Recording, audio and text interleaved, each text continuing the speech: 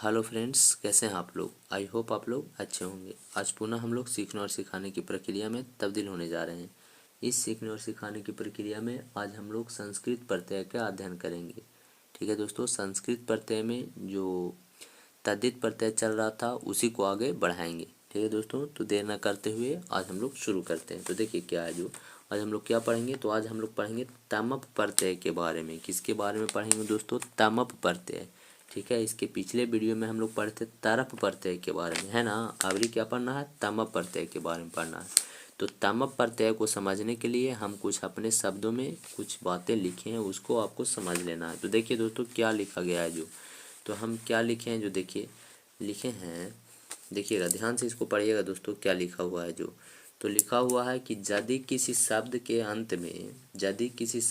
अंत में तमप प्रत्यय लगाया जाता है तब उस शब्द के अंत में तमह, तमा या तमम जुड़ जाता है। ठीक है दोस्तों, यानी कहा जा रहा है कि कोई शब्द में यदि आपको कह दे कि तमप प्रत्यय लगा दीजिए, तब आपको कुछ नहीं करना है। उस शब्द के अंत में आप तमह जोड़ दीजिए या तमा जोड़ दीजिए या क्या जोड़ दीजिए, तमम जोड़ दीजिए। अब आपके मस्तिष्क में एक क्वेश्चन आ रहा होगा कि तमह कब जोड़ेंगे, तमा कब जोड़ेंगे और तमम कब जोड़ेंगे, है ना। तो चलिए समझिए, ध्यान से समझिए कि तमह कब जोड़ेंगे। तो कहा जाए कि तमप प्रत्यय जोड़ करके उस शब्द को पुल्लिंग बना दीजिए, तो आप कहिएगा कि उसमें तमह जोड़ेंगे। उसमें क्या जोड़ेंगे? तमह। और यदि कहे कि उस शब्द में तमप प्रत्यय जोड़ के उस शब्द को स्त्रीलिंग बना दीजिए, तो आपको उसमें तमा जोड़ना है। क्या जोड़ना है दोस्तों? तमा जोड़ना है।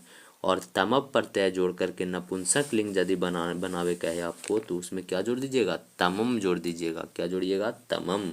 ठीक है दोस्तों, समझ में आ गया। यानी कोई शब्द में यदि तम प्रत्यय आपको जोड़े कहे तो आपको इस लिंग के आधार पर तमा, तमा या तमम जोड़ देना है ना।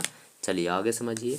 या इसको एक और तरीका से कर सकते हैं, या जिस शब्द के अंत में आपको तमह दिख जाए, तमा दिख जाए या तमम दिख जाए, उसमें क्या कौन सा प्रत्यय होगा? तो कहिएगा तम प्रत्यय होगा। काहे कि यही सब जुड़ करके तो तम प्रत्यय बनता है ना दोस्तों। चलिए एग्जाम्पल के द्वारा इसको समझते हैं अच्छे से। देखिए ध्यान से, शब्द जोड़ प्रत्यय बराबर निष्पन्न पद बना है। पुल्लिंग के लिए अलग बनेगा, स्त्रीलिंग के लिए अलग बनेगा और नपुंसक लिंग के लिए अलग बनेगा। देखिए क्या बनेगा जो, तो हम क्या बताए थे, हम बोले थे कि अगर कोई प्रत्यय, कोई शब्द है उसमें आपको तम प्रत्यय जोड़ना है, तो उसमें आप क्या जोड़ दीजिए, उसमें आप क्या जोड़ दीजिए। देखिए लिखवाए थे कि उसमें तमह जोड़ दीजिए, चाहे तमा जोड़ दीजिए, चाहे तमम जोड़ दीजिए। और ये भी बताए थे कि तमह कब जोड़ना है। तमह कब जोड़ना है? जब आपको पुल्लिंग शब्द बनाना हो। तमा कब जोड़ना है? जब स्त्रीलिंग बनाना हो। और नपुंसक लिंग बनाना हो तो क्या जोड़िएगा? तमम जोड़िएगा। तो देखिए सुंदर में तमम प्रत्यय जोड़ेंगे तो हो जाएगा सुंदरतमा। क्या होगा? सुंदरतमा। फिर पुल्लिंग के लिए हो गया।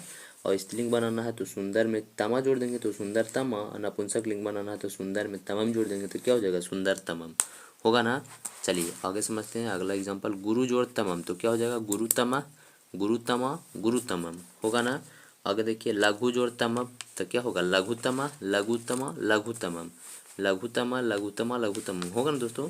चलिए उच्च में तमम जोड़ेंगे तो कहिएगा उच्चतमा, उच्चतमा, उच्चतमम।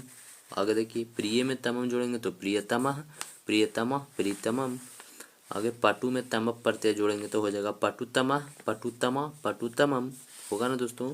तो आप लोग इसको समझ सकते हैं, है ना दोस्तों। तो फिर से समझिए ध्यान से।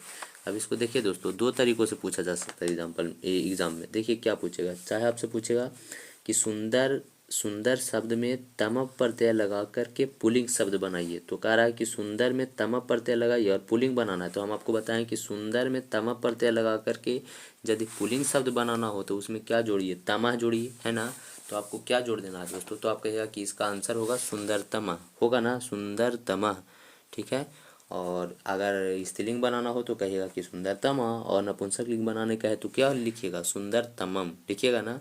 चलिए एग्जाम में ऐसे भी पूछ सकता है कि गुरु तमा में कौन प्रत्यय है, तो आप कहिएगा कि लास्ट में तमह या तमा या तमम जुड़ जाए तो हमको समझना चाहिए कि उसमें कौन सा प्रत्यय होगा? तम प्रत्यय होगा। ठीक है। यानी अगर आपसे पूछे कि कोई शब्द दे दे और आपसे पूछे कि इसमें कौन सा प्रत्यय है, तो उसके लास्ट में जा करके देखिए। लास्ट में यदि आपको तमह या तमा या तमम जुड़ दिख जाए तो आप कह दीजिए कि उसमें कौन सा प्रत्यय है? तम प्रत्यय है। ठीक है दोस्तों। तो उम्मीद करते हैं आप लोग को समझ में आ गया होगा। तो फिर मिलेंगे हम लोग नए वीडियो के साथ। तब तक के लिए धन्यवाद दोस्तों।